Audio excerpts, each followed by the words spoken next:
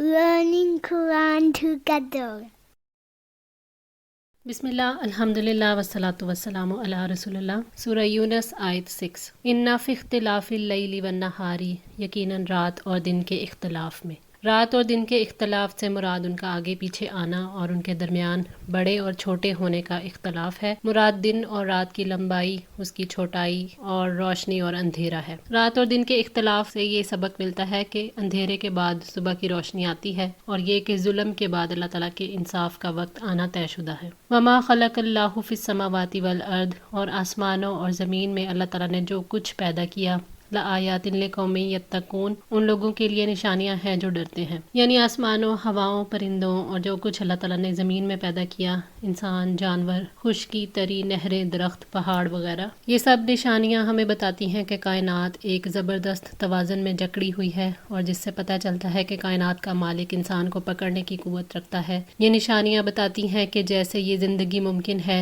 दूसरी ज़िंदगी भी मुमकिन है। लिक़ौमिन यत्तक़ून, उनके लिए जो डरते हैं, यानी जो अल्लाह ताला से डरते हैं, उसकी नाफरमानी से रुकते हैं। अल्लाह ताला के खौफ की वजह से दिलों में यकीन और ईमान पैदा होता है, जिसकी वजह से दिल हसास हो जाते हैं और असर को कबूल करने लगते हैं और अल्लाह ताला की कुदरत पर गौर व फिक्र करके हक को कबूल कर लेते हैं। इन्नल्लज़ीना, यकीनन जो लोग, ला यरजूना लिक़ाअना, हमारी मुलाकात की उम्मीद नहीं रखते, वरज़ू बिल हयातिद दुनिया, और वो दुनिया की ज़िंदगी पर राज़ी हो गए, वत्मअन्नु बिहा, और उसी पर मुतमईन हो गए। यानी जो लोग अल्लाह ताला से मुलाकात की तवक्को नहीं रखते, ना इंतज़ार करते हैं, ना अल्लाह ताला से मुलाकात की ख्वाहिश रखते हैं, जो कि सबसे बड़ी ख्वाहिश है, बल्कि वो उससे एराज़ करते हैं, वो ही लोग दुनिया की ज़िंदगी पर राज़ी हो गए, यानी आखिरत के बदले दुनिया की ज़िंदगी पर मुतमईन हो गए और आखिरत के घर के बारे में गौर व फिक्र नहीं करते। अल्लाह ताला ने फरमाया, मन काना युरीदुल हयातुद दुनिया वज़ीनतहा नुवफ़्फ़ी इलैहिम आमालहुम फ़ीहा, जो कोई दुनिया की ज़िंदगी और उसकी जीनत का इरादा रखता है, हम उसके आमाल का इसी दुनिया में ही उन्हें पूरा पूरा बदला दे देंगे।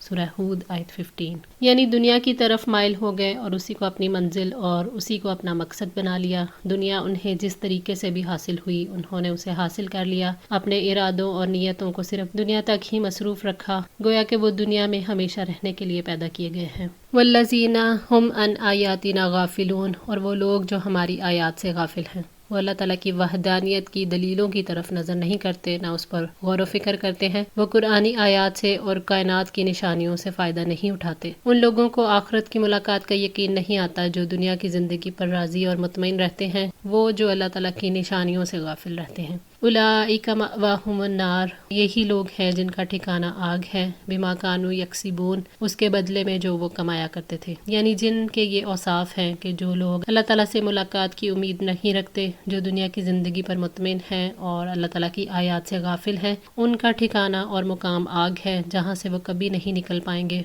जहन्नुम का अजाब उनके गुनाहों, कुफर, जुल्म, उनके शर और फसाद और शिर्क की वजह से है। इन्नल्लज़ीना आमनू व अमिलुस्सालिहात, यकीनन जो लोग ईमान लाए और जिन्होंने नेकियां की हैं, यहदीहिम रब्बुहुम, उनका रब उन्हें हिदायत देगा, बि ईमानिहिम, उनके ईमान की वजह से। यानी जिन लोगों ने ईमान लाकर अल्लाह ताला की रज़ा और नबी सल्लल्लाहु अलैहि वसल्लम की सुन्नत की इत्तबा के साथ नेक काम अंजाम दिए, अल्लाह उनके ईमान की वजह से उन्हें सबसे बड़ा बदला यानी हिदायत अता फरमाता है। हिदायत से मुराद नफ़ामंद इल्म और उस पर अमल करने की तौफीक है। अल्लाह ताला ईमान और नेक काम करने वालों को ऐसे अमाल की तौफीक देता है जो हिदायत की वजह से मुमकिन होते हैं। इसलिए अल्लाह ताला उन्हें इल्म अता करता है, आयात पर गौर व फिक्र करने के लिए उनकी रहनुमाई करता है और दुनिया में सीधे रास्ते पर उन्हें चलाता है और उस रास्ते पर चलाता है जो आखिरत में जन्नत तक ले जाता है। अल्लाह ताला हम सबको भी इसी रास्ते का मुसाफिर बनाए, आमीन। तजरी मिन तहतिहिमुल अनहारू,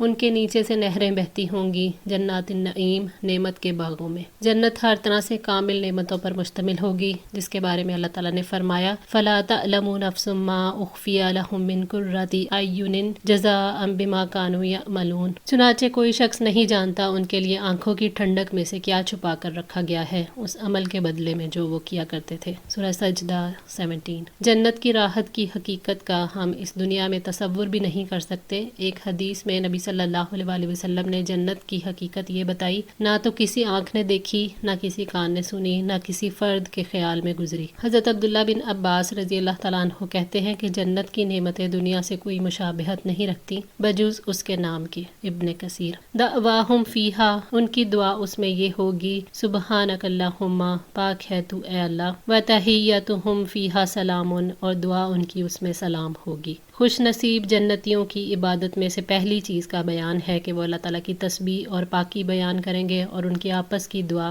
سلام ہوگی. اللہ تعالیٰ نے فرمایا تحیتہم یوم یلقونہ سلام، اہل جنت جس دن اللہ تعالیٰ سے ملیں گے ان کی دعائے ملاقات سلام ہوگی. اہل جنت ایک دوسرے کی زیارت کے وقت بھی سلام کریں گے، یعنی ان کی گفتگو لغو باتوں سے پاک ہوگی. اللہ تعالیٰ نے فرمایا لا یسمعون فیہا لغوا ولا تأثیما الا قیلا سلاما سلاما، نہ اس میں وہ بےہودہ گفتگو سنیں گے اور نہ کوئی گناہ میں ڈالنے والی بات مگر یہ کہنا کہ سلام ہے سلام ہے. سورہ الواقعہ 25-26. وآخر دعواہم، اور آخری پکار ان کی ہوگی ان الحمد للہ رب العالمین، کہ سب تعریف اللہ تعالیٰ کے لیے ہے جو تمام جہانوں کا رب ہے. اہل جنت آخر میں اس کے لیے حمد و ثنا بیان کریں گے کیونکہ ان کی ساری تکلیفیں دور ہو چکی ہوں گی. اللہ تعالیٰ نے فرمایا وہ کہیں گے سب تعریف اللہ تعالیٰ کی ہے جس نے ہم سے غم کو دور کر دیا. بلا شبہ ہمارا رب یقیناً بے حد بخشنے والا نہایت قدردان ہے، جس نے ہمیں اپنے فضل سے ابدی قیام کی جگہ پر اتار دیا. اس میں نہ ہمیں کوئی مشقت پہنچتی ہے اور نہ ہی اس میں ہمیں کبھی تھکاوٹ پہنچتی ہے. سورہ فاطر 34-35. جنتیوں کے لیے سب سے بڑی لذت اللہ تعالیٰ کے ذکر میں ہوگی، اور اللہ تعالیٰ کے ذکر کی حیثیت ان کے لیے ایسے ہی ہوگی جیسے کسی جاندار کے لیے سانس کی. حضرت جابر بن عبداللہ بیان کرتے ہیں کہ میں نے نبی صلی اللہ علیہ وآلہ وسلم کو فرماتے ہوئے سنا جنتی جنت میں کھائیں گے اور پیئیں گے لیکن تھوکیں گے نہیں، نہ پیشاب کریں گے، نہ پخانا اور نہ ناک صاف کریں گے. صحابہ نے پوچھا کہ جو کھانا وہ کھائیں گے وہ کہاں جائے گا؟ تو آپ نے جواب دیا بس ڈکار آئے گا اور پسینہ آئے گا جس سے خوشبو مشک کی طرح کی آئے گی، اور ان کا کھانا تحلیل ہو جائے گا. انہیں تسبیح اور تحمید اس طرح سکھائی جائے گی جس طرح تمہیں سانس لینا سکھایا جاتا ہے. صحیح مسلم 7152. آج کے لیے اتنا ہی. دعا ہے اللہ تعالیٰ ہماری اس کوشش کو قبول فرمائے، ہماری غلطیوں کو تاہیوں کو معاف فرما کر ہماری اصلاح فرمائے. جزاکم اللہ خیر، والسلام علیکم ورحمۃ اللہ وبرکاتہ.